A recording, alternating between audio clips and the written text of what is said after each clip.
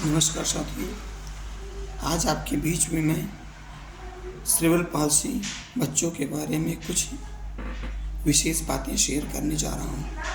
जैसा कि आप सबको मालूम है कि जिसके घर में एक सेरेब्रल पाल्सी बच्चा पैदा हो जाता है, उसके अभिभावकों के लिए बहुत सारी दिक्कतों का सामना करना पड़ता है।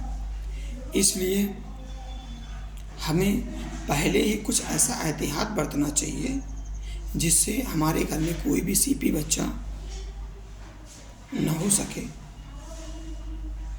जिसके लिए हमें बहुत पहले से ही तैयार होना पड़ता है। जैसे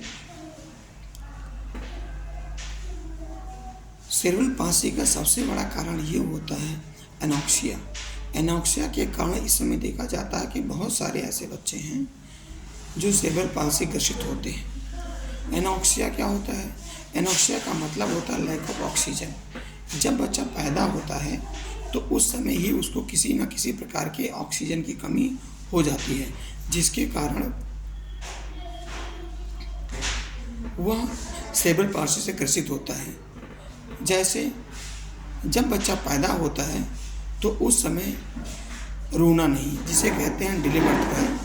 जब बच्चा डिले बर्थ क्राई करता है, पैदा होने के टाइम तुरंत रोता नहीं है, तो उसके ब्रेन में भी ऑक्सीजन सही से सर्कुलेट नहीं कर पाता, जिसके कारण सेरेब्रल पाल्सी होने के पूरे चांसेस होते हैं। हमें कुछ एहतियात पहले से ही बरतना चाहिए जिससे हम ऐसे बच्चों को जन्म ना दें। जैसे जब बच्चा गर्भ में होता है तो उस समय माँ का डाइट, जो पोषक तत्व होते हैं, वो पर्याप्त मात्रा में, औसत मात्रा में मिलना चाहिए। अगर माँ को सही औसत मात्रा में पोषक तत्व मिलते हैं तो ऐसी स्थिति में बच्चे के अंदर किसी भी प्रकार के पोषक तत्व की कमी नहीं होती और बच्चे के स्वस्थ होने के पूरे चांस होते हैं। दूसरा, हमें इस बात का ध्यान देना चाहिए कि हमें कभी भी किसी डॉक्टर पर नॉर्मल डिलीवरी कराने का प्रेशर नहीं डालना चाहिए, क्योंकि नॉर्मल डिलीवरी में बच्चों को सेरेब्रल पाल्सी से ग्रसित होने के बहुत सारे चांसेस होते हैं। इसलिए डॉक्टर जैसा भी करता है, जैसा भी ऑपरेट करके करता है या नॉर्मल डिलीवरी करता है, हमें वैसे ही डिलीवरी करवानी चाहिए। क्योंकि जब किसी कारण से बच्चे को पैदा होने में दिक्कत होती है या और दूसरे विकार होते हैं जिससे बच्चे के अंदर ऑक्सीजन का सर्कुलेशन नहीं हो पाता और ब्रेन में ऑक्सीजन सर्कुलेट नहीं कर पाता, चाहे वो डिले बर्थ क्राई हो या कोई भी कारण हो, उसके कारण ब्रेन का जो सेरेब्रल पार्ट होता है वो किसी न किसी तरह से क्षतिग्रस्त होता है। उसी क्षतिग्रस्त के कारण बच्चा सेरेब्रल पाल्सी पैदा होता है। जब बच्चा सेरेब्रल पाल्सी पैदा होता है तो उसकी सबसे बड़ी डिसेबिलिटी होती है कि वो बच्चा फिजिकली डिसेबल्ड होता है। उसको कहीं ना कहीं फिजिकली डिसेबिलिटी आ जाती है। वो कई स्तर के हो सकते हैं, वो उसके सीवियरिटी पर डिपेंड करता है। इसीलिए डॉक्टर क्या करता है, बच्चा पैदा होने के तुरंत बाद वो रुलाता है। किसी कारण से अगर बच्चा नहीं रोता है तो उसको रुलाता है ताकि उसके ब्रेन में ऑक्सीजन सर्कुलेट कर जाए। ऑक्सीजन का सर्कुलेशन अच्छा होता है तो बच्चा स्वस्थ होता है और ब्रेन ऑर्गन्स जो होते हैं ब्रेन के अंदर के, वो सब सही रहते हैं। लेकिन जब वो ऑक्सीजन की कमी होती है तो ब्रेन का सेरेब्रल पार्ट तो डैमेज होता ही होता है, उसके कारण और दूसरे भी पार्ट डैमेज होने के पूरे चांसेस होते हैं। ये सेरेब्रल पाल्सी बच्चा जब पैदा होता है तो पैदा होने के बाद उसको अगर ऑक्सीजन नहीं मिलता है तो उसका ब्रेन पूरी तरह से डेवलप नहीं कर पाता, जिसके कारण उसको कई प्रकार की सेरेब्रल पाल्सी, कई प्रकार के अक्षमताएं हो सकती हैं। ये अक्षमताएं ज़्यादा करके शारीरिक अक्षमताएं होती हैं, लेकिन 70% से ज़्यादा बच्चों के अंदर मेंटली दिक्कतें भी आ जाती हैं। कुछ बच्चे ऐसे होते हैं कि इसी सेरेब्रल पाल्सी के कारण उनको विजुअल और हेयरिंग इशू भी आ जाती है। ये बच्चे अगर इनको फिजिकली बेस पे देखा जाए तो ये बच्चे कई प्रकार के होते हैं। जैसे कुछ बच्चे ऐसे होते हैं जिनका केवल एक हाथ, केवल एक पैर गया होता है, जिनको हम हेमीप्लेजिक बोलते हैं। कुछ बच्चे ऐसे होते हैं जिनकी केवल दोनों पैर में दिक्कतें आ जाती हैं, उनको हम पैराप्लेजिक बोलते हैं।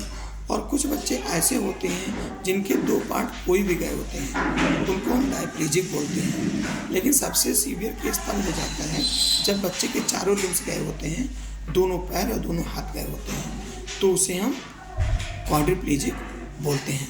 जब बच्चा क्वाड्रिप्लेजिक होता है तो ऐसी स्थिति में उसकी स्थिति काफ़ी गंभीर हो जाती है, क्योंकि उसके चारों लिम्स गए होते हैं। इस प्रकार से वो बच्चा अपने मम्मी पापा के लिए या अपने अभिभावक के लिए काफ़ी दिक्कत उत्पन्न करता है।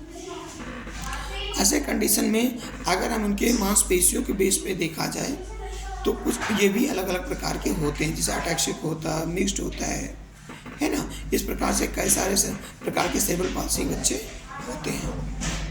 अगर ये बच्चा पैदा होता है तो हम देखते हैं कि इसको क्या क्या विकार उत्पन्न हो रहे हैं, क्या क्या दिक्कतें होती रहती हैं। हमें बराबर डॉक्टर के टच में रहने चाहिए। इस बच्चों के लिए सेरेब्रल पाल्सी बच्चों के लिए फिजियोथेरेपी बहुत ही जरूरी होती है, क्योंकि अगर बच्चा फिजिकली सेरेब्रल पाल्सी से ग्रसित है तो उसको एक्सरसाइज बहुत ज़रूरी है, क्योंकि उसमें भी दो प्रकार के बच्चे होते हैं, एक होते हैं हाइपरटोनिक और एक होते हैं हाइपोटोनिक। अगर आप प्रॉपर तरीके से फिजियोथेरेपी या उसका रिहेबिलिटेशन नहीं करवाते हैं और बच्चा हाइपरटोनिक है तो उसकी बॉडी में टाइटनेस बढ़ती जाती है और वो काफ़ी बुरी स्थिति में हो जाता है।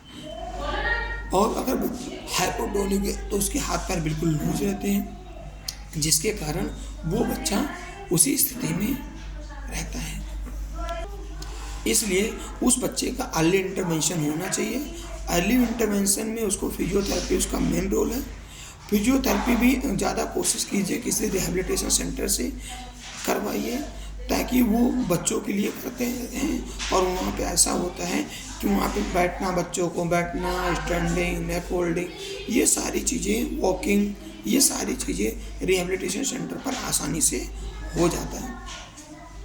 इसलिए अभी जो मैंने बताया कि बच्चा सेरेब्रल पाल्सी से ग्रसित क्यों होता है, केवल हमने उसके कॉज बताया है।